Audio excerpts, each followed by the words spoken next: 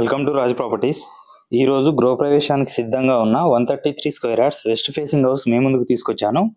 ఈ ఇల్లు location, price details తెలుసుకునే ముందు ఎవరైతే మా ఛానల్ని చూస్తున్నారో వీడియోని తప్పకుండా లైక్ చేయండి. మీరు చేసే ఈ సపోర్ట్ మాకు చాలా యూజ్ అవుతుంది. ఈ ఇల్లు గురంగూడలో ఉంటుంది. సాగర్ హైవే నుంచి 3 కిలోమీటర్ డిస్టెన్స్లో ఉంటుంది. 1130 SFTలలో కన్స్ట్రక్షన్ చేయడం జరిగింది.